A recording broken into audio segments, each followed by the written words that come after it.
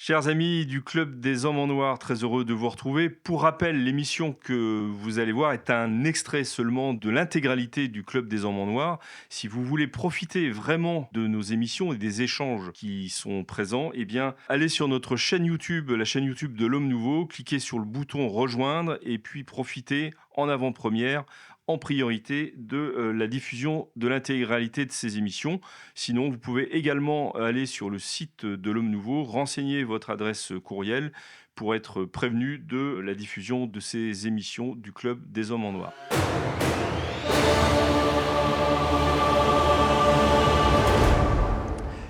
Comment réconcilier les catholiques entre eux? C'est le thème de ce nouveau Club des Hommes en Noir dans lequel je vous souhaite, chers amis clubistes, auditeurs, la bienvenue. Pour traiter cette question, j'ai le grand plaisir d'accueillir à nouveau l'abbé Grégoire Sellier. Monsieur l'abbé, bonjour. Bonjour Maître Maxence et bonjour à tous les clubistes. Le père Jean-François Thomas. Bonjour mon père. Monsieur. Merci également de votre présence. L'abbé Marc Gelfucci. Monsieur l'abbé, bonjour. Bonjour à tous. Merci aussi de votre retour. Et puis notre laïc Tony Truand, Richard de Sèze, Bonjour, chef Philippe. que nous accueillons pour la troisième fois, mais non pas la dernière fois, j'espère, dans cette émission.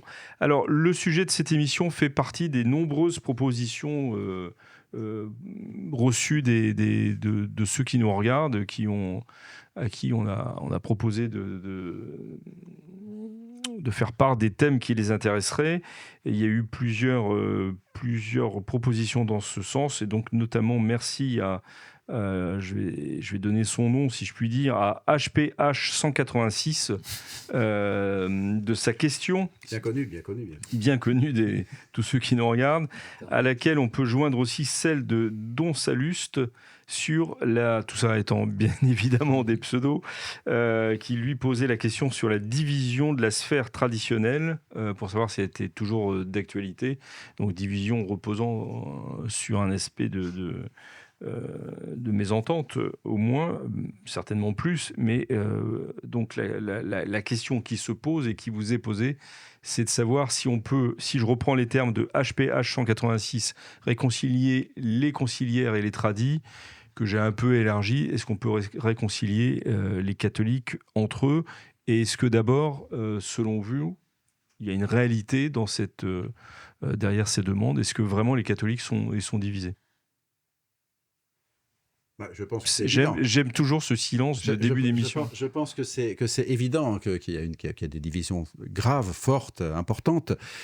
Et alors, on va traiter effectivement de la manière dont on pourrait améliorer les relations, améliorer l'entente, si je puis dire. Alors, je note dès le départ qu'en soi, les dissensions humaines sont de second ordre. Le vrai fondement, c'est des dissensions théologiques profondes, des choses qui touchent à la foi, parce qu'on n'est pas tradit parce que ça nous amuse ou parce qu'on a envie d'embêter les autres, c'est parce qu'il y a des motifs de foi profonds. Mais aujourd'hui, je pense qu'on va plutôt traiter des aspects plus humains, plus relationnels. Tout est ouvert, on peut traiter de tout. Mais parce que bon, l'aspect de forte théologie, c'est quand même, je veux dire, entre la messe nouvelle, la liberté religieuse, le dialogue interreligieux, tout ça. Bon, c'est quand même des sujets lourds qui méritent chacun au moins une émission, sinon plusieurs.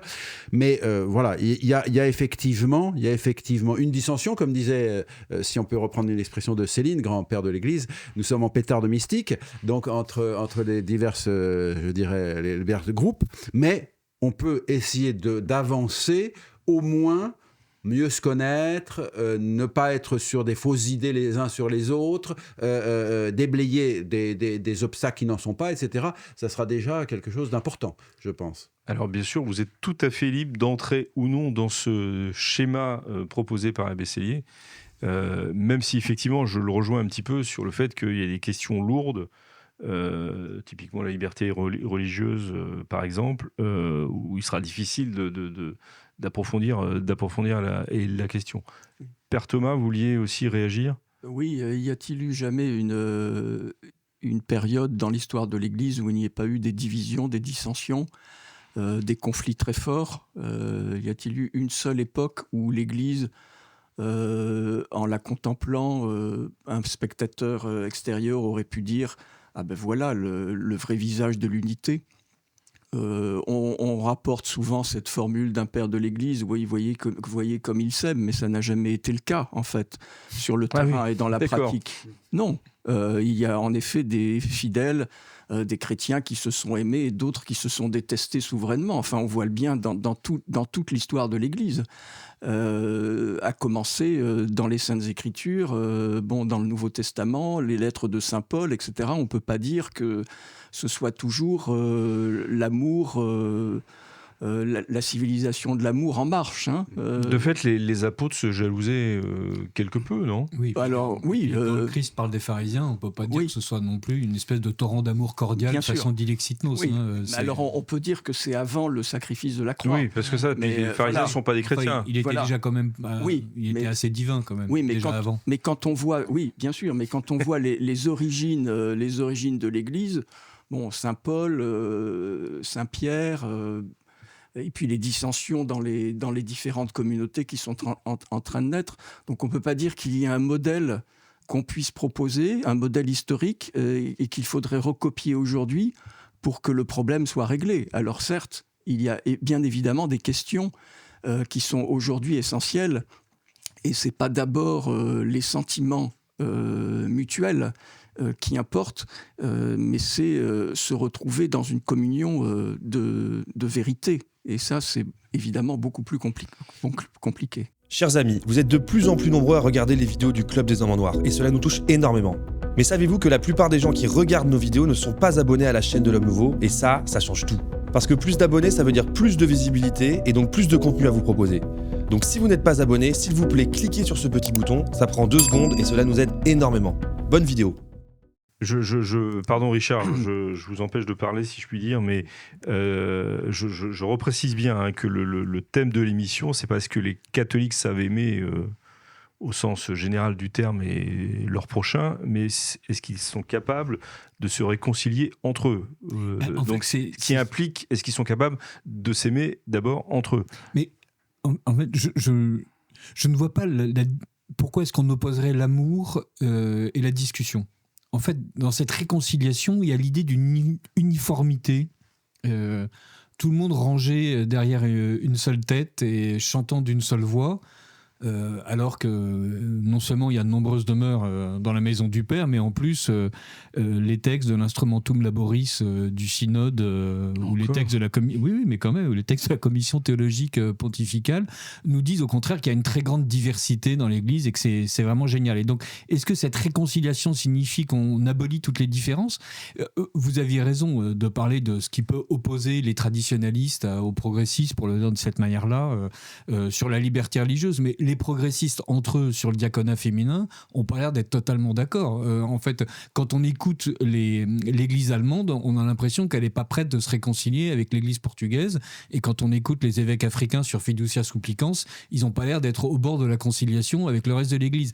Autrement dit, il y a en fait un climat de discussion permanente dans l'église, de disputation permanente, et c'est ce qui paraît aujourd'hui, et là on sent bien à quel point le siècle pèse sur l'Église, être un scandale amoureux qui blesse les consciences et qui blesse les cœurs est en fait juste parfaitement normal et parfaitement vital. Et il est légitime en fait qu'on passe notre vie à s'engueuler sur les choses importantes et qu'on le dise avec foi, avec verve, avec enthousiasme, avec fracas, parce que c'est comme ça qu'on s'aime aussi. C'est pas juste dans le fait de se taire et de passer son temps reclus sur soi-même à n'avoir aucune aspérité. Donc oui, on peut certainement se réconcilier, mais en fait, on n'est pas obligé. On n'est pas déconcilié à ce point-là, en fait. Donc Je voudrais juste faire une petite chose à propos effectivement il y a une chose qui me frappe dans la conférence épiscopale française actuelle, depuis de longues années, disons après la Seconde Guerre mondiale, c'est leur unanimité. Alors que l'épiscopat français dans l'histoire, et moi je connais bien l'épiscopat français du 19e siècle, ça a toujours été des conflits énormes entre un cardinal Pie et Dupanloup, disons pour simplifier, mais il y en a eu bien d'autres. Et cet unanimisme prouve que effectivement tout le monde se terre pour éviter les embêtements, ce qui n'est pas sain. Alors ça, j'ai toujours été frappé du fait qu'il n'y ait pas dans l'assemblée, dans l'assemblée épiscopale, des gens qui disent moi je suis pas d'accord avec ça, et puis c'est tout. On vote et puis il y en a 30% qui ne sont pas d'accord. Ou ça me pourra pas être très logique, mais finalement peut-être la majorité l'emporte. Ça c'est leur structure. Mais là, tout le monde est soi-disant d'accord, ce qui n'est pas vrai du tout. En fait, il y a un certain nombre de gens qui se taisent dans un sens ou dans un autre. Ça me paraît pas une bonne chose. Ça effectivement. Après, je dirais, les dissensions actuelles, je reviens sur mon petit dada, mais c'est une réalité, les dissensions actuelles avec les traditionalistes, on va dire comme ça, reposent sur des choses qui, encore une fois, touchent à la foi, et non pas seulement aux sensibilités, pas seulement je dirais, aux approches, aux différents. C'est évident que dans une paroisse, qu'elle soit tradie, conciliaire, tout ce que vous voulez, il y a des gens différents, il y a des approches différentes. Bon, ça, c'est logique et des façons de faire. Il y a des gens qui aiment telle dévotion, d'autres qui ne supportent pas. Moi, j'ai des statues, il y a des gens qui ne les supportent pas, il y a des gens qui prient toute la journée devant.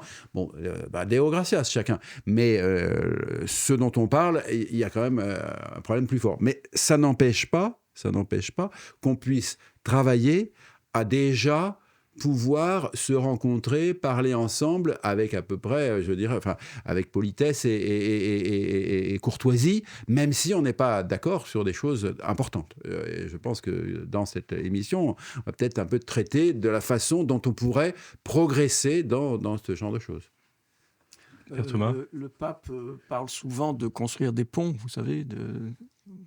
Mais en fait, je trouve qu'on est dans une période où les ponts sont de plus en plus brisés entre les différents groupes, ce qui n'a pas toujours été le cas, parce que justement, il y avait toujours la possibilité des débats contradictoires, des disputes au bon sens du terme, mais tout ça n'existe plus. Les débats contradictoires qui ont eu leur heure de gloire, notamment entre les deux guerres, entre des positions théologiques différentes, etc., tout ça a disparu. Donc on en reste uniquement dans la sphère de l'émotionnel et du passionnel. Mais l'intelligence a très peu de place désormais dans les débats au sein de l'Église, entre les fidèles et encore plus entre les membres du clergé. Donc c'est quand même particulièrement tragique, cette situation. Donc le premier pas qu'il faudrait faire, c'est sortir, pour entrer dans ce que proposait l'abbé Cellier, de chercher les voies concrètes, c'est sortir de l'émotionnel. Oui. Alors, effectivement, les grandes controverses théologiques, les grandes controverses philosophiques, aujourd'hui malheureusement, et c'est l'université dans son ensemble en est là. Si quelqu'un critique un livre que vous avez fait, c'est offensant, etc. Alors que ça a fait Surtout partie. si c'est le mien. Voilà, ça a fait partie, je dirais. Aujourd'hui, les critiques de livres ne sont que louangeuses, etc. Tout ça, c'est malsain. Donc c'est la maladie du siècle, voilà, en fait. Oui, voilà, c'est malsain. Plus que les catholiques. Richard de Sèvres, vous vouliez intervenir aussi? Oui, il y a... Avec peut-être à la base, certains catholiques ont déjà réconcilié. Alors, j'entends bien qu'on peut opposer à juste titre et sur 1000 points traditionnalistes et conciliaires. Mais je voudrais qu'on examine par exemple le cas de ces catholiques qui se disent spiritualistes, qui vont très tranquillement à une messe sous la forme extraordinaire et qui vont tout aussi tranquillement à une messe sous la forme ordinaire. Quand ils vont à la messe sous la forme extraordinaire, ça ne signifie pas qu'ils adhèrent de toute leur intelligence et de tout leur cœur à l'intégralité des thèses qui sont défendues par tel prêtre de la fraternité Saint-Pie-X, par la fraternité Saint-Pie elle-même, par tel prêtre de la fraternité Saint-Pierre, par la fraternité Saint-Pierre. Ça veut dire qu'à ce moment-là, ils trouvent dans cette expression rituelle quelque chose qui les nourrit. Et quand ils vont à la messe conciliaire, je ne pense pas qu'ils ont en tête l'idée d'adhérer à l'intégralité de tout ce qu'il peut y avoir de pernicieux dans le canon de la nouvelle messe, ni qu'ils sont absolument persuadés par le dogme de la liberté religieuse tel que Vatican II a pu nous le présenter, qui n'est pas un dogme, j'entends bien. Autrement dit, on a déjà en fait une réconciliation.